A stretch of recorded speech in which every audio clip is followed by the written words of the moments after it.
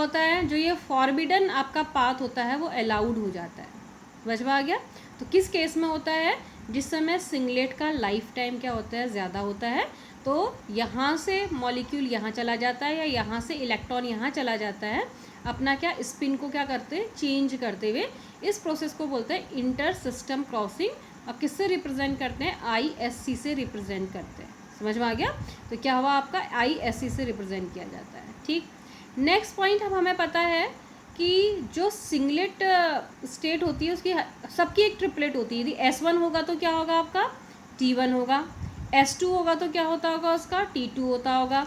S3 होगा तो उसका क्या होगा आपका, T3 होगा। ठीक है, तो जो भी आपकी सिंगलेट स्टेट होती हैं उसके करस्पॉन्डिंग कोई ना कोई क्या होती है आपकी ट्रिपलेट स्टेट ज़रूर होती है।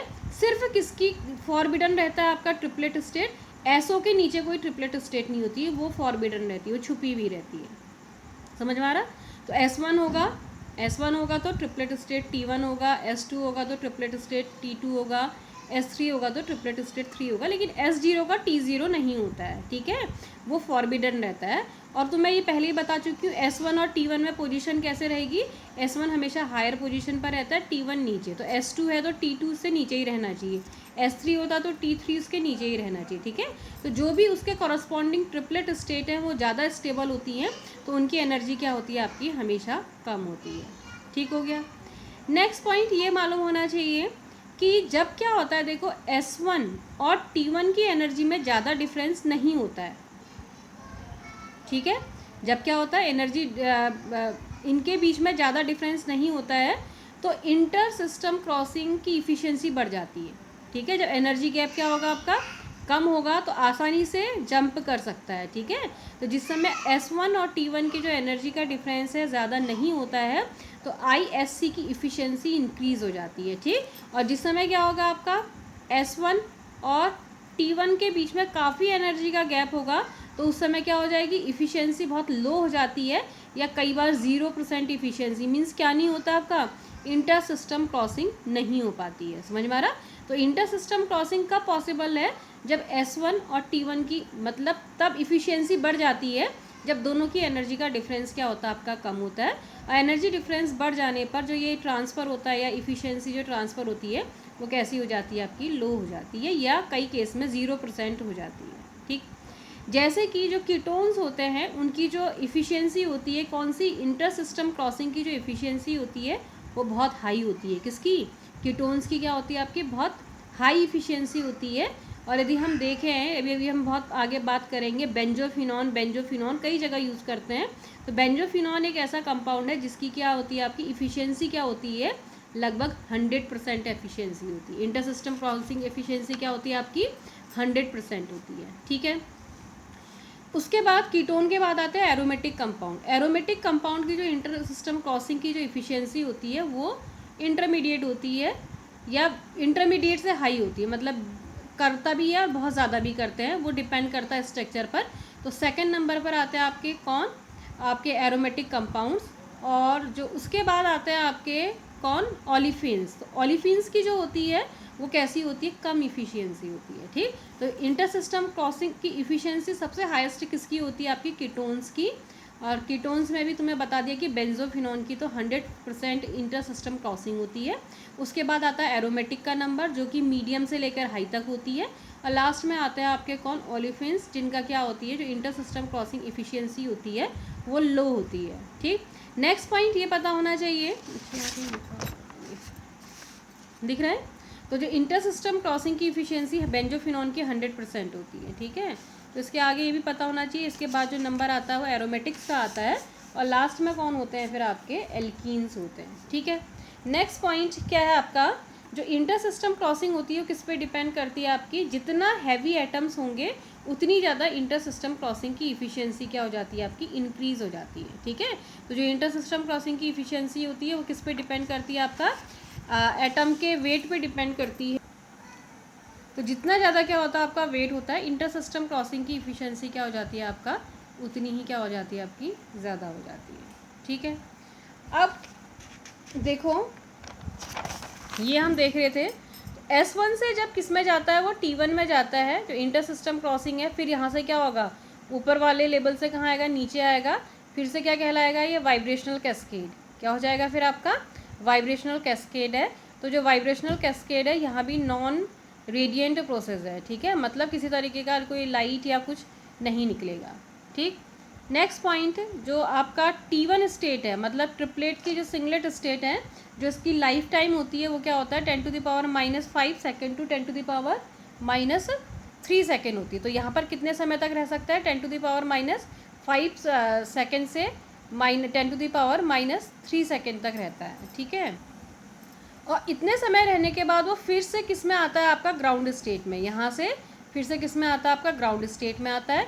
वो दो तरीके से आ सकता है, एक तो कैसे आ सकता है, ये मतलब यहाँ से कहाँ जाएगा, यहाँ जाएगा, इसके अपर कोई वाइब्रेशनल लेवल पे जाएगा, मतलब इंटर सिस्टम क्रॉसिंग होगी। क्या होगा ये आपका इंटर सिस्टम क्रॉसिंग का मतलब हुआ सिंगलेट से ट्रिपलेट में जाना, या ट्रिपलेट से सिंगलेट में जो जाने की जो प्रोसेस है वो क्या कहलाती है, आपकी इंटर सिस्टम क्रॉसिंग। तो जो ये वाली प्रोसेस है वो क्या होती है, आपकी इंटर सिस्टम क्रॉसिंग के थ्रू आ सकता है। या दूसरा क्या होता है, T1 से डायरेक्ट S0 पर भी आ सकता है। दो प्रोसेस हो सकती हैं, एक इंटर सिस्टम क्रॉसिंग के थ्रू और दूसरा कैसे डायरेक्ट आ सकता है। जब इंटर सिस्टम क्रॉसिंग के थ्रू आता है तो this is non radiant process. ये कैसी होती है फिर आपकी, नॉन रेडिएंट प्रोसेस है। और जो दूसरी यदि डायरेक्ट आता है तो ये क्या लिखा है, HNU-P मीन्स क्या हुआ आपका, HNU फॉस्फोरिसेंस प्रोसेस है। समझ में आ रहा, क्या है ये आपका रेडिएंट प्रोसेस है। तो फॉस्फोरिसेंस कैसी प्रोसेस है आपकी, रेडिएंट प्रोसेस है, ठीक। लेकिन इंटर सिस्टम क्रॉसिंग है तो क्या हो रहा है, देखो ट्रिपलेट फिर से किस में कन्वर्ट हो रहा है, सिंगलेट में। समझ में आ रहा, तो ये कैसी प्रोसेस होती है, ये भी स्लो प्रोसेस होती है, ठीक है। इनका कैसा होगा, जो लाइफ टाइम होगा वो हाई होगा। समझ में आ रहा, तो कैसी होती है आपकी, स्लो प्रोसेस होती है। और जो इनका लाइफ टाइम होता है किसका, इंटर सिस्टम क्रॉसिंग और फ्लोरिसेंस का होता है, जो बहुत ही स्लो प्रोसेस होती हैं, 10⁻³ to 10⁻, मतलब 10 सेकेंड तक भी रहता है, 10 सेकेंड तक भी रह सकता है। समझ में आ रहा, 10⁻³ से 10 सेकेंड तक का रह सकता है। तो जो ये प्रोसेस है वो बहुत ही कैसी होती है, आपकी स्लो प्रोसेस होती है, ठीक। अब देखो, माना एक कंपाउंड है जिसमें सपोज फ्लोरिसेंस भी है, मतलब फ्लोरिसेंस मतलब S0 से S1 से S0 पर डायरेक्ट आना, और दूसरा उसमें यदि फॉस्फोरिसेंस भी शो करे कंपाउंड, मतलब कहाँ से कहाँ तक आना, T1 से S0 पर आना। ये प्रोसेस है फॉस्फोरिसेंस और ये प्रोसेस क्या है आपका फ्लोरिसेंस। तो यदि दोनों प्रोसेस होगी तो क्या समझ में आ रहा है, किसकी एनर्जी, किसका जो फ्रिक्वेंसी होगी वो कम होगी आपकी, इसकी। दिख रहा है, ये गैप कम दिख रहा है ना, T1 और S1 के बीच में इतना ही गैप है, इतना गैप है, ठीक। और S1 और S0 के बीच में इतना ज़्यादा गैप है। तो ये एनर्जी ज़्यादा है, एनर्जी ज़्यादा मतलब होने का मतलब क्या हुआ आपका, फ्रिक्वेंसी ज़्यादा, और फ्रिक्वेंसी ज़्यादा होने का मतलब क्या हुआ, लैम्डा कम होना, ठीक। तो जो लो लैम्डा पर आएगा वो कौन सा प्रोसेस होगा, फ्लोरिसेंस। और जो हाई लैम्डा पर आएगा वो क्या होगा आपका, जानते ही हो ना, = HNU या HC/λ, ठीक। तो एनर्जी हाई मतलब लैम्डा लो, ठीक। तो एनर्जी हाई किसके केस में है, जब S1 से S0 पर आएगा, और S1 से S0 पर जब आएगा तो कौन सी प्रोसेस है वो, फॉस्फोरिसेंस की प्रोसेस, सॉरी फ्लोरिसेंस की प्रोसेस है। तो इसकी एनर्जी ज़्यादा है तो लैम्डा क्या होगा, एनर्जी ज़्यादा है तो लैम्डा क्या होगा, कम।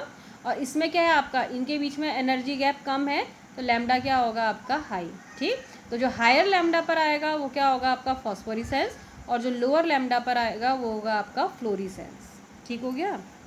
ये यहाँ पर लिखा है देखो, हाई फ्रिक्वेंसी की यदि बात करेंगे तो जो हायर फ्रिक्वेंसी में होगी वो क्या होगा, फ्लोरिसेंस, और जो लोअर फ्रिक्वेंसी में होगा वो क्या होगा आपका, फॉस्फोरिसेंस। अब बहुत सा कंपाउंड ऐसे होता है जिसमें सिंगलेट टू ट्रिपलेट ट्रांजिशन नहीं होता। मतलब क्या नहीं होता, इंटर सिस्टम क्रॉसिंग, सिंगलेट से कहाँ नहीं पहुँच पा रहा है, S1 to T1 ट्रांजेक्शन नहीं हो पाता है, ठीक है। तो ऐसे कंपाउंड में क्या करने के लिए, उनकी इफ़िशियंसी बढ़ाने के लिए हम क्या डालते हैं, उसमें कुछ मॉलिक्यूल को ऐड करते हैं, और उस मॉलिक्यूल को क्या कहते हैं आपका, मतलब यदि कंपाउंड सिंगल लेंगे तो कौन सा ट्रांजेक्शन नहीं होगा, S1 to T1 ट्रांजेक्शन नहीं होगा, लेकिन उसमें कोई दूसरा मॉलिक्यूल ऐड कर देंगे तो ये ट्रांजेक्शन होने लगता है, S1 to T1 ट्रांजेक्शन, ठीक। तो ऐसे मॉलिक्यूल जो क्या करेंगे आपका, दूसरे मॉलिक्यूल को क्या करेंगे, उनको ट्रिपलेट एक्साइट करेंगे, क्या कहलाते हैं आपके, डोनर मॉलिक्यूल्स कहलाते हैं, ठीक है। और जो डोनर मॉलिक्यूल्स होते हैं वो कैसे होने चाहिए आपके, उनकी क्या होना चाहिए, इंटर सिस्टम क्रॉसिंग जो इफ़िशियंसी है वो हाई होनी चाहिए, ठीक। होता क्या है देखो, ये एक मॉलिक्यूल है जो कि डोनर मॉलिक्यूल है, और donor molecule high inter system crossing के होते हैं तो क्या होना चाहिए, बेंजोफिनॉन यूज़ कर सकते हैं, अभी करेंगे भी काफ़ी जगह बेंजोफिनॉन का यूज़ करेंगे, ठीक। तो ये डोनर है, जब हम इसमें क्या डालेंगे आपका एच न्यू, ये क्या हो जाएगा, एक्साइट हो जाएगा, और फिर क्या करेंगे, इसमें ऐसे मॉलिक्यूल को मिलाएंगे जिसमें कि क्या नहीं हो रहा है, S1 to T1 ट्रांजेक्शन नहीं हो पा रहा है, तो वो क्या करेगा, ये अपनी एनर्जी इसको ट्रांसफ़र कर देता है, तो ये एक्साइटेड हो गया और डोनर मॉलिक्यूल क्या हो गया, फ्री हो गया, ठीक। तो जो ये प्रोसेस है वो क्या कहलाती है, फोटोसेंसिटाइजेशन कहलाती है। क्या कहलाती है आपकी, फोटोसेंसिटाइजेशन, मतलब एक एक्टिव मॉलिक्यूल का दूसरे इनएक्टिव मॉलिक्यूल को एक्टिव करने की जो प्रोसेस है, ये इनएक्टिव है, समझ में आ रहा, ये एक्साइट नहीं हो रहा है, लेकिन ये क्या कर रहा है आपका, अपनी एनर्जी इसको देकर इसको क्या कर दे रहा है, एक्साइटेड कर दे रहा है, तो ये प्रोसेस कहलाती है आपकी फोटोसेंसिटाइजेशन कहलाती है। और जो डोनर है उसको क्या बोलते हैं, फोटोसेंसिटाइजर, जो अपने फोटॉन्स को दूसरे को दे रहा है, ठीक, वो क्या कहलाता है आपका, फोटोसेंसिटाइजर, ठीक है। अब जो ये डोनर होता है और एक्सेप्टर होता है, इसमें क्या होना चाहिए, जो डोनर की एनर्जी होनी चाहिए वो एक्सेप्टर की एनर्जी से लगभग 5 किलो कैलोरी हायर होनी चाहिए, ठीक है, तभी ये अपनी एनर्जी इसको देगा, या इसकी एनर्जी कम होगी तो क्या एनर्जी ट्रांसफ़र होगी, तो जो एनर्जी का वो होना चाहिए, डोनर की जो एनर्जी होनी चाहिए, it should be 5 kilo calorie पर मोर देन एक्सेप्टर मॉलिक्यूल, ठीक है। तो डोनर कौन जो देगा, एक्सेप्टर कौन लेगा, ठीक है। होता क्या है, देखो अब ये है आपका, ये डोनर मॉलिक्यूल है, ये कौन सी स्टेट दिख रही है आपको, सिंगलेट दिख रही होगी, एक क्लॉकवाइज है इलेक्ट्रॉन, दूसरा एंटी क्लॉकवाइज है। जब हमने इसमें एच न्यू डाला तो पहले क्या हुआ होगा, S0 से किस में गए होंगे, S1 में, ठीक है। तो सिंगलेट में ही एक्साइटेड हुआ, मतलब ये क्या है आपके डोनर की एक्साइटेड सिंगलेट स्टेट दिख रही है, दिख रहा है ना, एक क्लॉकवाइज दूसरा एंटी क्लॉकवाइज, ठीक है।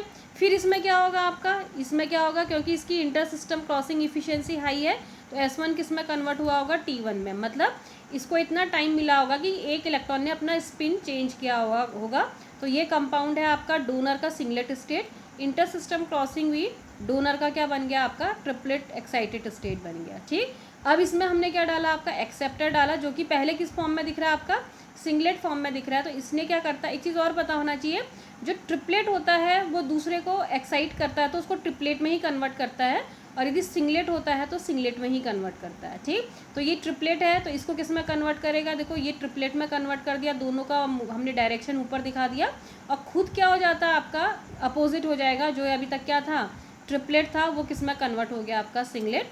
अब ये पहले एक्साइटेड था, अब ये शांत हो गया है, और ये पहले क्या था आपका, इनएक्टिव था, ये अब एक्साइटेड हो गया है। तो इसने क्या करा आपका, इसको एक्साइट करके किस में कर दिया, ट्रांसफर ट्रिपलेट स्टेट में। अब जब ये ट्रिपलेट में है तो अब ये फोटोकेमिकल रिएक्शन से आगे को कर सकता है, ठीक।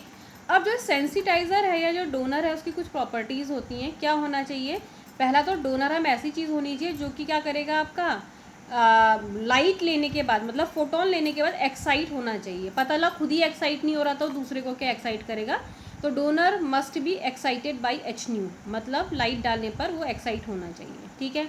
दूसरा पॉइंट, जो डोनर होना चाहिए वो क्या होना चाहिए आपका, सुफिशिएंट, एक तो अमाउंट में होना चाहिए, उसकी कंसनट्रेशन ठीक होनी चाहिए, और कैसा होना चाहिए आपका, जो रिएक्शन मिक्सचर में और चीज़ें प्रेजेंट हैं उससे ज़्यादा उसकी यूवी लाइट, जो भी लाइट को एब्जॉर्व करने की पावर है वो ज़्यादा होनी चाहिए, ठीक है, and absorb more strongly than other, जो उसमें और प्रेजेंट होंगे उनसे ज़्यादा होना चाहिए।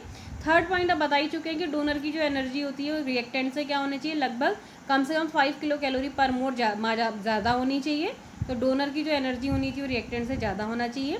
नेक्स्ट पॉइंट, डोनर ऐसा होना चाहिए जो क्या कर सकता है, अपनी एनर्जी को दूसरे को दे सके। अब पता चला खुद एक्साइट हो गया, लेकिन उसमें ये एबिलिटी नहीं है कि वो रिएक्टेंट को रिएक्ट कर सके या अपनी एनर्जी ट्रांसफ़र कर सके, तो उसकी ये प्रॉपर्टी होनी चाहिए कि वो एबल होना चाहिए अपनी एनर्जी को ट्रांसफ़र करने के लिए, किसको, रिएक्टेंट को। और नेक्स्ट पॉइंट, डोनर ऐसा होना चाहिए जिसकी कि क्या होता है, इंटर सिस्टम क्रॉसिंग की जो इफ़िशियंसी है वो कैसी होनी चाहिए आपकी, हाई होनी चाहिए। तो ये आपके क्या होता है, आपके जो सेंसिटाइज़र हैं उनके क्या आपकी प्रॉपर्टीज़ हैं, ठीक है।